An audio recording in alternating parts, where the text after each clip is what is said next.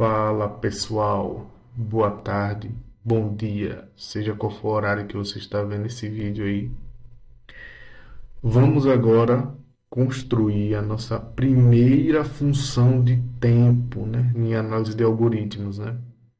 A gente na aula passada a gente deu uma introduçãozinha, né, sobre o que é a análise de algoritmo, né?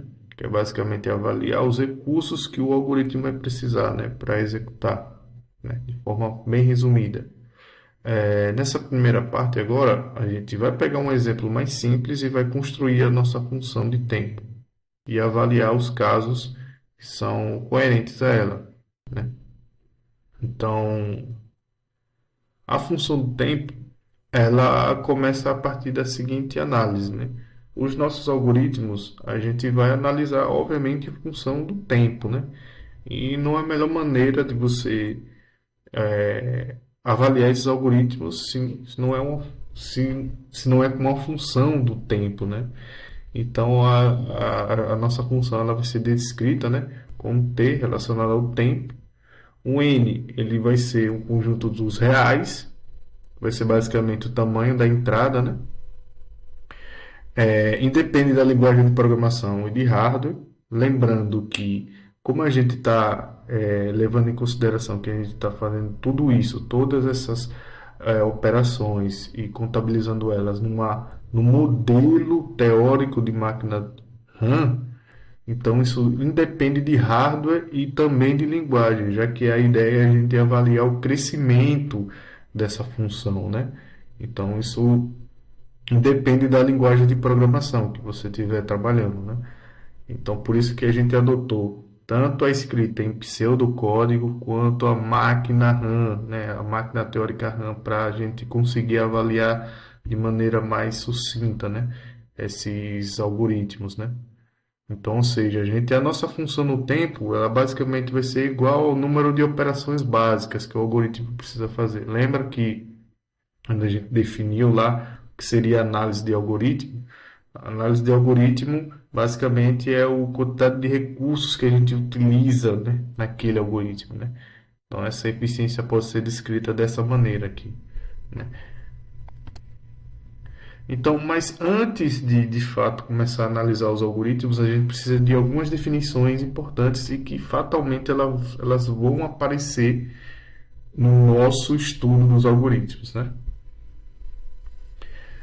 Então, ou seja, antes da gente analisar esse algoritmo, a gente precisa medir o tempo de execução. Lembra que a gente definiu o tempo de execução como a quantidade de operações básicas que um algoritmo realiza, dado uma entrada n. Então, a gente vai precisar dessas informações. Então, para uma entrada de tamanho n, existem várias instâncias possíveis. É o que a gente vem comentando durante o curso, né? E dependendo da entrada, o algoritmo ele vai executar um pouco mais rápido, um pouco mais lento, né, em um tempo intermediário. Então é preciso classificar esses algoritmos nesses tempos para a gente de fato conseguir comparar, né? A gente tem aqui dois algoritmos que resolvem o mesmo problema, mas um é mais eficiente que o outro, né?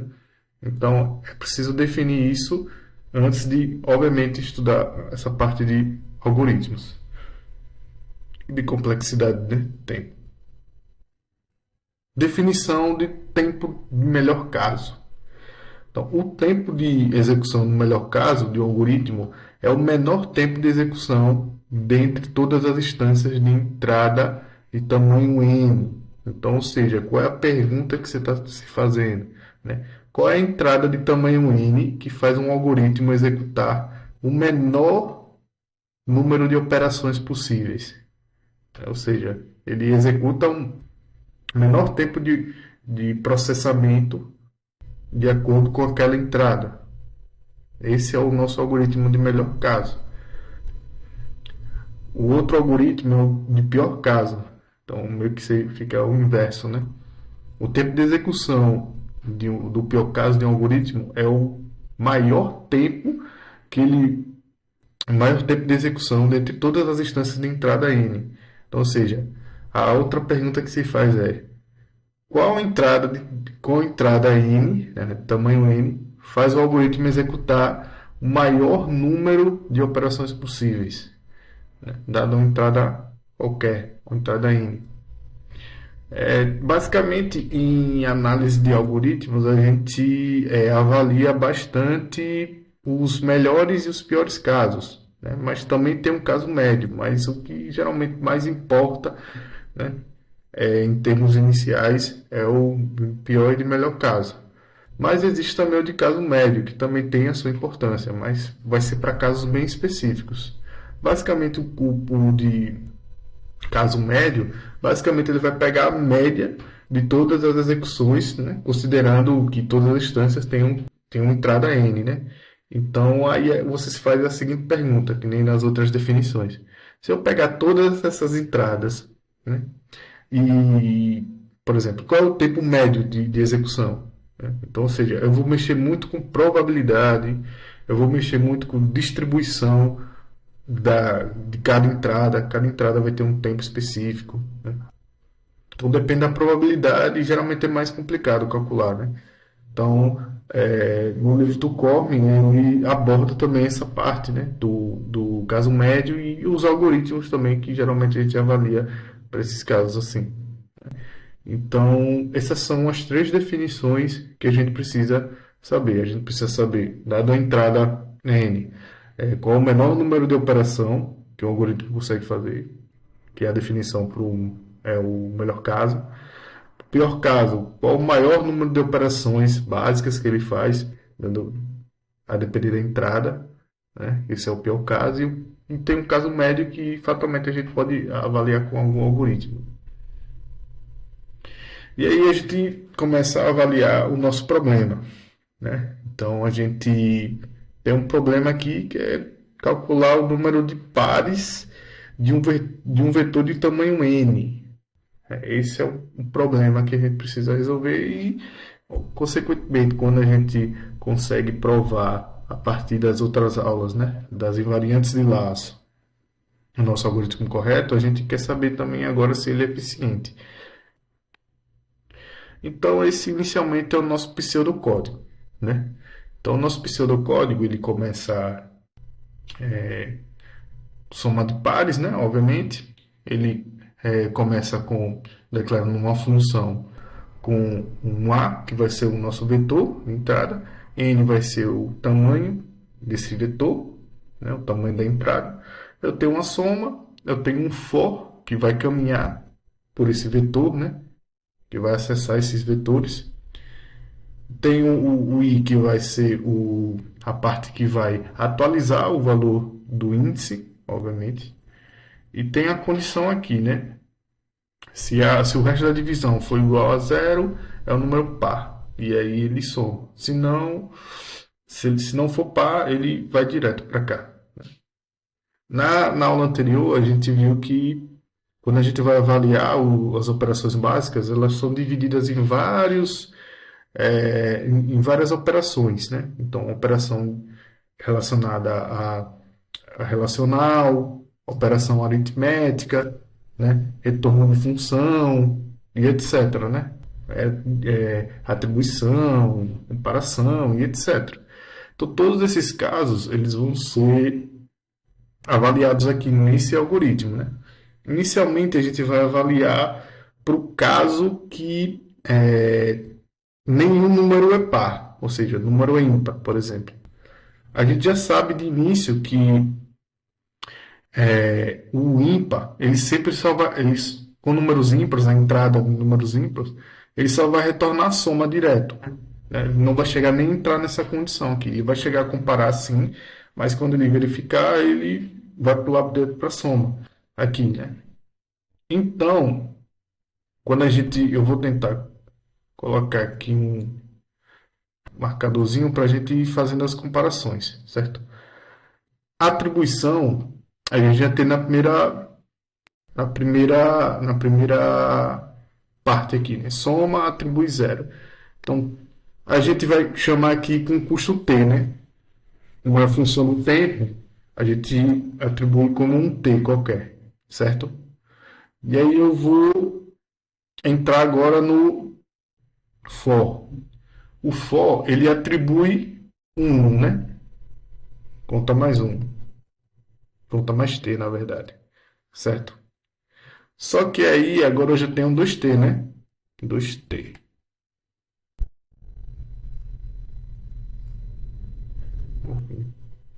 Tenho 2t, certo?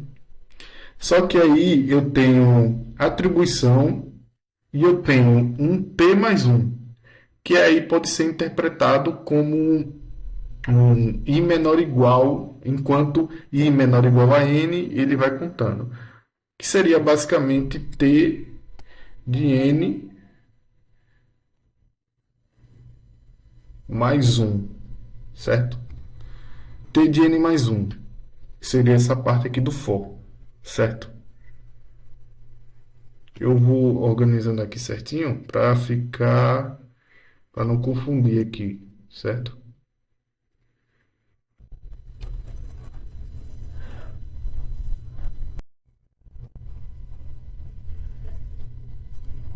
Aí tem um 2t aqui, aqui eu vou ter t mais n, certo? Fazendo, fazendo a tn na verdade, né? Eu vou ter tn mais t, certo? Aplicando aqui a distributiva, certo? Aí, ok. Pronto, a gente aqui também tem uma atribuição e tem uma soma, certo? A gente tem uma atribuição aqui e uma soma. Então a gente tem t mais t, certo? Isso vai ser igual a 2t, certo? E aí que entra agora a parte da comparação, certo? A gente sabe que é um n com entrada de ímpares, né? Como a entrada é de número ímpar, ele vai comparar aqui, né? E não vai atender a condição, né? Então ele vai sair. Só que aí existem comparações aqui, né? Existe um acesso nesse vetor aqui. Lembra que uma das operações básicas era o acesso, né? A vetor, a matriz. Então, esse aqui tem um acesso ao vetor. Então, é uma operação T. Eu tenho uma operação de comparação também, que é T, certo?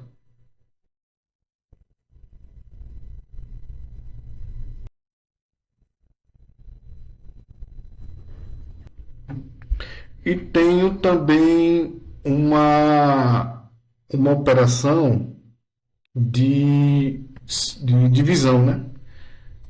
É mais T. Tudo isso ele está no for, né? Então, N vezes, está executando N vezes. Eu até esqueci de colocar aqui, né? Nessa parte aqui do for, que tem a operação de atribuição e soma, ele está executando N vezes. Então, vai ser 2NT, certo?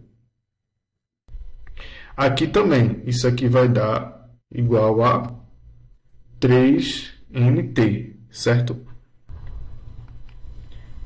Por quê? Ele só executou aqui e não entrou aqui dentro da soma, né? Porque é um ímpar, então ele não vai atender esse requisito. E aí ele retorna a soma. O retorno da soma é igual a um T, né?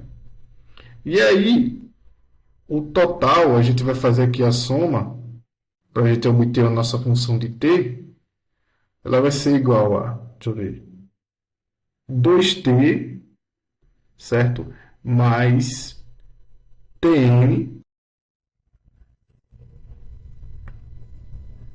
2t.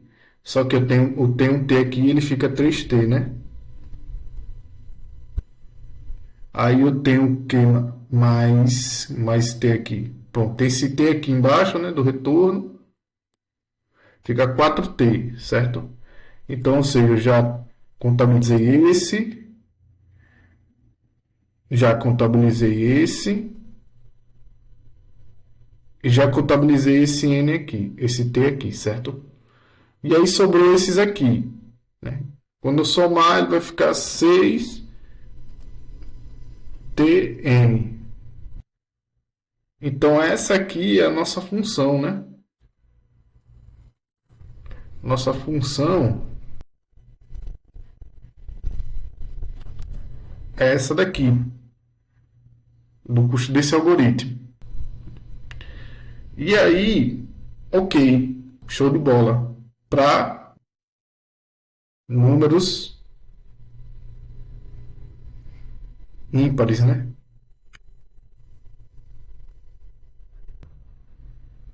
Ímpares, certo? Para números ímpares a gente tem esse cenário aqui, tem essa função de ter. Agora a gente vai utilizar verificando os números pares. Qual a diferença dos números pares agora? A diferença é que basicamente esse laço vai entrar agora, né? A soma ela vai começar a ser atribuída. Então a gente pode fazer o seguinte: a gente pode basicamente contabilizar as operações aqui, né? Vai ser um T por conta da atribuição, um T por conta da operação de soma e um T por conta da operação de acesso ao vetor, né? Isso aqui vai ser igual a, lembrando que ele está executando n vezes, ele vai ser igual a 3tn. E aí eu tenho já o 4t aqui embaixo, não teve nenhuma operação comum de t, então eu só somo com o valor aqui embaixo, né?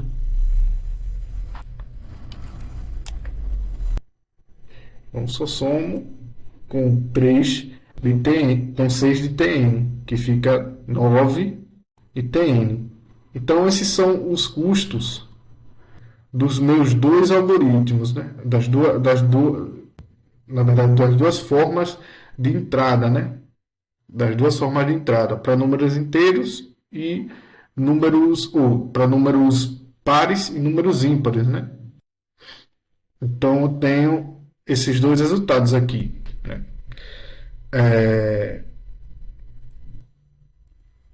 Como eu já estou adiantando aqui basicamente, né? Eu já estou dizendo aqui que a nossa função aqui, que foi para a entrada de ímpares, ela vai ser o nosso melhor caso, relacionado ao caso dos números pares. Vamos verificar isso, se isso faz sentido? Então, a gente sabe que o nosso melhor caso Opa, eu acho que tá errado. Então, não, tá errado, só eu esqueci de colocar o T aqui. Mas é 4T. Vai ser 4 e 6TN, então uma complexidade linear. E, no pior caso, ele é 4TN mais T4, né? E aí a gente estabelece a relação, né? Então a gente assume que, por exemplo, o menor tempo vai ser de fato menor que o pior tempo, né? Então a gente faz uma inequação, trabalha uma inequação, basicamente, né? A gente divide o termo T4, que é um termo basicamente constante aqui, divide pelos dois lados, né? Na verdade, da equação. E aí a gente considera, obviamente, com n maior que zero e t também maior que zero, ou seja, valores positivos, né? Quando a gente tem esse cenário aqui, né? Lembrando que a gente fez o que aqui nessa parte, né? A gente pegou o termo constante, 4t, né? E basicamente fez a operação de subtração de ambos os lados, né? Da equação. E aí, beleza, né? Considerando que o nosso n e o nosso t é maior que zero, a gente pode dividir isso aqui por Tn.